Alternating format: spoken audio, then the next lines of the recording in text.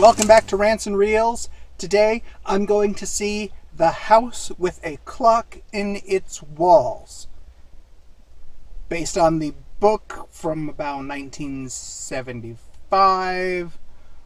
It's a children's book, so this is also a children's movie-ish, but it's directed by Eli Roth.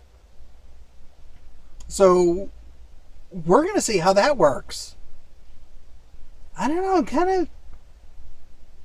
I like the idea. We'll see. I'll be right back.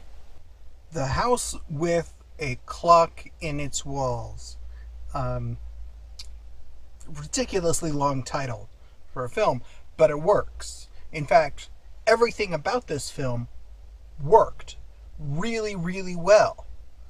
For a family film, for a film geared towards kids, this was a surprisingly enjoyable film to watch.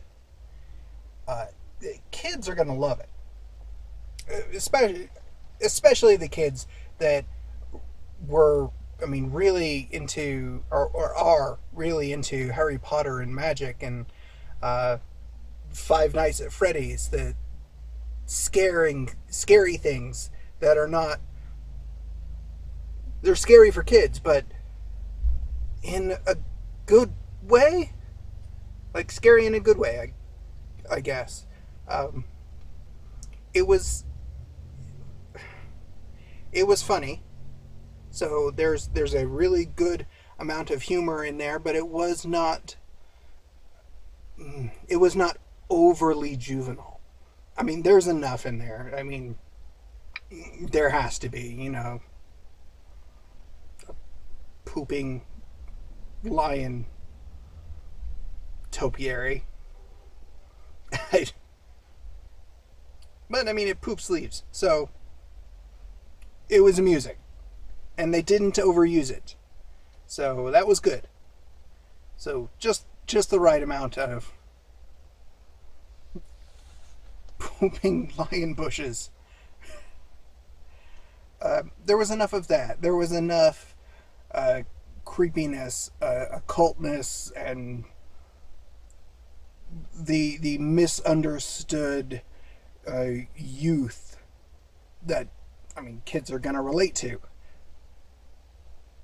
I think I saw a lot more into it than most kids are going to. Which is great, because that makes it enjoyable for a parent to watch with a kid. It's a bonus. It's not going to make you crazy. Unless it's on repeat once it hits Netflix or something. But that's a little ways down the road, and by that time, it'll be okay. It's going to be a great film for Halloween. Definitely a Halloween kid-friendly comedy horror thriller, sci-fi comedy thriller, for kids. There's more to it. Really a lot of good things. Cate Blanchett was phenomenal. She's always pretty phenomenal. Jack Black was really getting back to being charismatic, not too over the top, just enough. This kid whose name I don't recall at the moment, kid was phenomenal. Phenomenal actors. There was a lot good. There was a lot that's really, really good. I'm going to kind of strain my mind here to think, stretch my brain to try to think of some things that maybe weren't so good, maybe didn't work. They're there. It's not flawless. But I'm going to have to kind of poke and take, because even the things that didn't work still worked as a film. for kids. I'm trying to like look at this through the lens of a kid watching this movie. Let me get driving. Think some more. I'll be right back. The primary reason I think that so much of The House with a Clock in Its Walls works as a film is that all of the opposing, the contradicting or contrary elements of the film, the scary parts, the funny parts, the terror, the humor, the magic, and the banal new kid in school elements, they are so almost perfectly balanced. Not quite, almost. There are many story elements, and the story elements we can trace back to the source material in the book. Although the screenwriter that adapted it, name there, it's in my notes, but those are inaccessible at the moment. The screenwriter deserves a lot of credit for adapting that book to the screen so beautifully. And, of course, the director, Eli Roth, deserves a whole lot of credit for being able to execute that and keep those elements in check. It was as fantastical as it was a kind of, mediocre is not the right word, but a very ordinary, new kid coming of age story. So the balance was just spot on. The performances and tone, like I said, as it goes back to balance, the tone of the film was kept.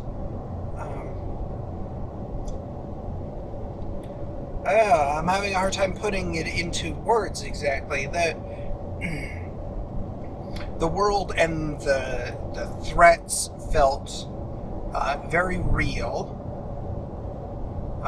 It felt grounded. That's what I'm looking for. The tone of the film was grounded, but at the same time very magical. As if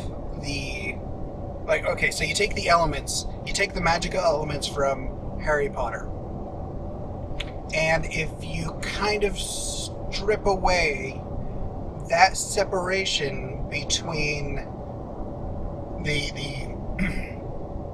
witches and wizards and the non-magical and these two separations of the two separate worlds, if you take that barrier away and you take away the elements of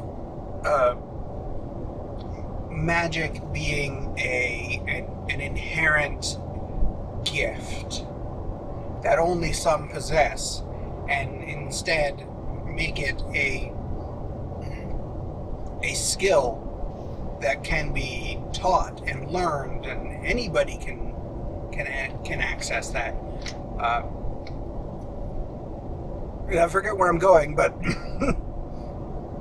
that element of the story and the way it is portrayed on screen made it very relatable.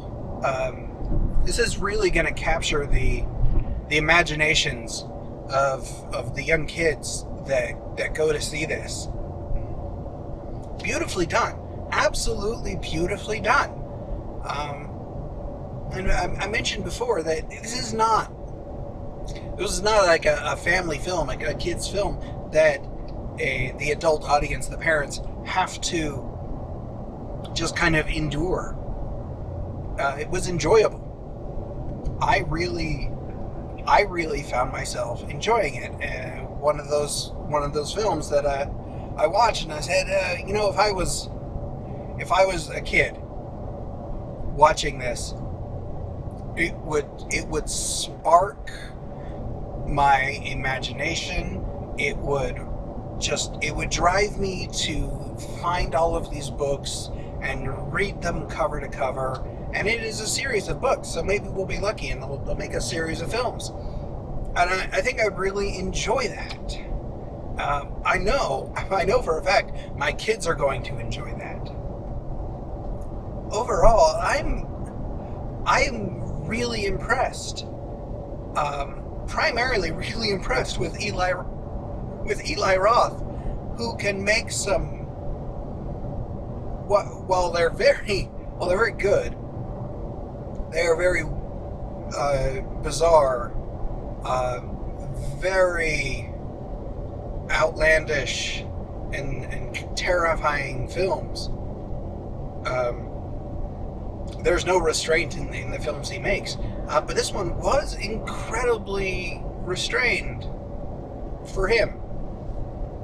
I can see some people looking at it and seeing it as a bit much, but I don't think so, because it was not condescending. This is a film made for a young audience, made for kids, but it did not at any point in time condescend to that target audience. It treated them it treated them in a way that they'll be able to access the story and understand the film and appreciate what they're seeing. They're not going to feel talked down to. And I think that is a huge step for kids' movies, for family films. I really want to see more films made for kids and families like this.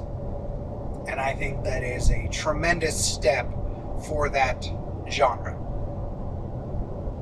So that the house with a clock in its walls is just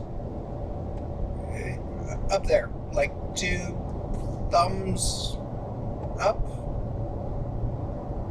I don't know. I'll work out a rating system, like 4.5 out of 5 stars, maybe 5. I'll figure it out. But thank you for watching. Have a good night, everybody.